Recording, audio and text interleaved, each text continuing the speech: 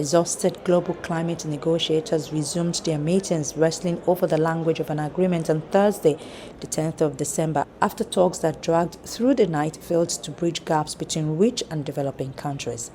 I think we're in a good place. We have not seen the kind of trouble we've seen in the past. We haven't seen the kind of collapse, near collapse that we often see or even the drama that we've seen in COPs in the past. And I think that's a good sign. And I think the progress that's been made on the text towards consensus and real consensus in many areas, another good sign. So all of that is very positive. I think it's important to recognize there is still much work to be done. And so it won't be until that final gavel goes down that we can all say, okay, this is done. But I think those of us following this process, feel confident that we will get to a good outcome at this stage. French Foreign Minister and Summit President Laurent Fabius has insisted that an accord to curb the greenhouse gas emissions that are accelerating global warming must be finished by Friday the 11th. But many negotiators from 195 countries remain divided over fundamental issues. They include which countries would be expected to shell out the hundreds of billions of dollars required to help developing countries shift from fossil fuels to lower carbon energy sources. 11 days of negotiations produced a slimmer but still troubled version of a climate deal, with negotiators from 195 countries divided over how far to go in curbing global temperature rises and how to pay for it. In the parlance of negotiators, it comes down to differentiation, ambition, support. How much difference will there be in what different countries, the obligations different countries have developing versus developed in terms of what they're expected to do, how they're expected to report on it. Ambition, how ambitious will the agreement be? How do we ratchet up ambition over time? And support on finance, how much money and in what forms should money come? Nobody's going to be happy with it all, but the key is to keep everybody happy just enough to go along. And then in the final plenary, what we're going to see countries go on and on about the things they didn't get. To some extent they're playing for their home audiences, but I think we'll see them come around and praise, in the end game, praise the French for their diplomacy and come forward in support of the text. No one would be surprised if we're still here Friday night at midnight, or even beyond then, or even into the wee hours, or even beyond.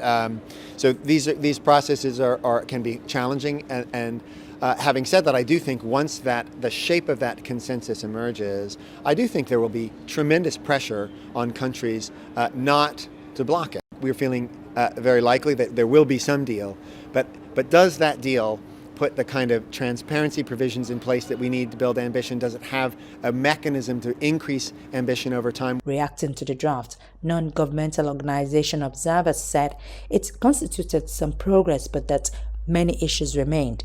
Some significant progress in terms of finding agreement on some issues, but there are still many of the big issues, of course, open, and then we'll have to see how this plays out. There is progress, there is reason for optimism, but as we just heard, it shouldn't be this hard, particularly when in every country we have strong support for strong climate action. Developing countries are demanding that rich governments be obliged to scale up climate finance from the $100 billion a year already promised beginning in 2020. Representatives from the so-called basic countries had on Tuesday, the 8th of December, said they remained committed to reach a comprehensive, balanced, ambitious, and legally binding agreement on climate change in Paris. The basic bloc is made up of 4 emerging economies: Brazil, South Africa, India, and China. One of the sticking points in the talks is funding for poor and developing nations to cope with climate change. It is our intention, as we will continue to do, that we play a very constructive role, especially under the coordination of the G77 plus China. There has been some good work done so far of coordinating our positions under that group, and we do believe that the role that we are playing is very constructive, at the same time being a very flexible in the positions that we take. We are hours away from a positive, ambitious agreement in Paris. You know that we have to work a lot, okay? But be sure, depending on basic countries, the Paris Agreement is going to be a reality, and a successful reality. Developed nations have mobilized some $80 to $90 billion per year to help the poorest survive a warmer world.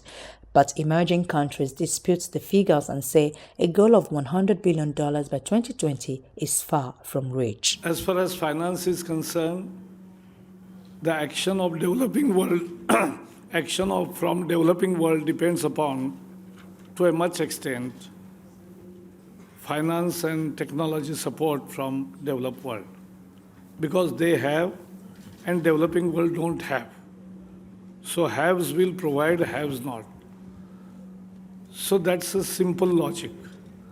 But actually, world was expected to mobilize $100 billion up to 2020, but it has not made much headway. And therefore, the question of finance arises. While developing nations fight for help to deal with weather impacts they say hit the poorest hardest, richer nations say the world has changed since the 1997 Kyoto Protocol, and countries such as China no longer count as emerging nations. Wealthier countries bark at language that will leave them legally bound to do so and are pressing for an alternative that will see financial resources mobilized from private as well as public sources and from a wider community of donor nations such as China and others that can afford it.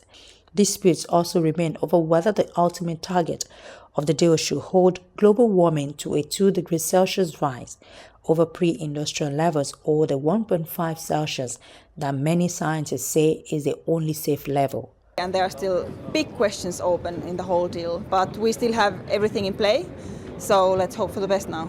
Well, the good thing is that we are for the first time talking about issues that are very important for the vulnerable countries, things like improving the temperature limit from 2 degrees to 1.5 and including a mechanism for loss and damage in the agreement, so dealing with the impacts that we can no longer avoid. Now, the bad thing is that we can probably have a stronger temperature goal coming out from here, but we don't have yet the action to get there.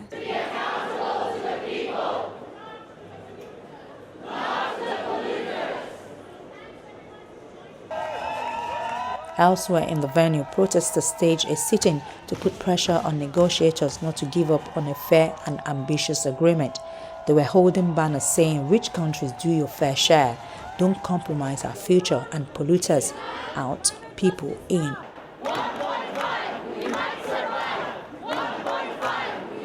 The action ended with activists up to and taping their messages onto the Eiffel Tower installation at one corner of the conference park. The talks have also revived differences on how ambitious the deal should be in trying to control the rise in the Earth's temperatures. The United Nations Secretary General, who has been engaged in shuttle diplomacy around the conference, said there were many issues left to be resolved, but that he was optimistic.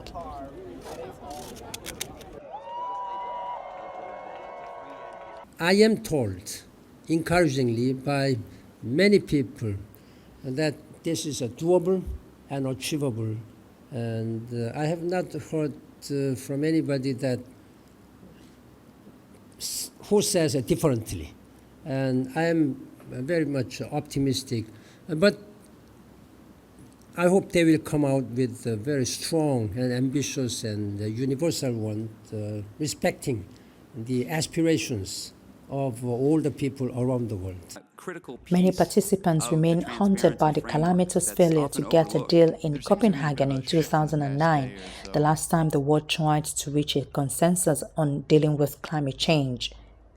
The sense is that there are crunch issues and they're still in play, but the shape of the agreement is starting to take form. And I think there is a really strong desire among countries to get to a deal here. I think you have to be optimistic in this process. I want to say that we will get a deal, but the open question is whether it will be a strong deal or a weak deal, which is why we're fighting we will be fighting in the next few hours to help deliver a good outcome. The chairman of the Paris climate talks, Laurent Fabius, presented the latest draft of an agreement on Thursday as an end of Friday deadline loomed and serious issues remained to be resolved. Delegates representing 195 countries were handed a new text, which contains fewer variants than earlier versions, but which seasoned diplomat Fabius himself admitted still left the thorniest issues unresolved. This draft is shorter than last one, which is a good thing, and it rules on a certain numbers of issues, but it leaves a few specific points in brackets which, and there is no mystery about this, are the most complex, and I will cite differentiation, financing, and ambition, for which there is no solution other than having a final discussion in the coming hours. Differentiation, the varying contributions of rich and poor nations, and the financing to the tune of billions of dollars of the adaptation of developing countries to greener economies remains still to be settled. Mr. Fabius appeared to remain positive as he proposed a new round of late-night negotiations. We want an agreement. We are very close to achieving that goal, and we have to show the responsibility needed to find some universal common ground. In short, it's time to conclude.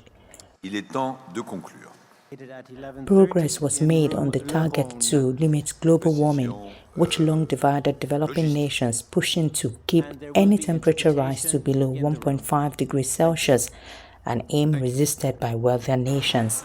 The draft language said countries will commit to keeping temperature rises well below 2 degrees Celsius and pursue efforts to limit the temperature increase to 1.5 degrees. The French foreign minister has been resolute in his desire to get a deal done, pressing delegates to work with only a few hours of rest in fear that delays could produce political drift.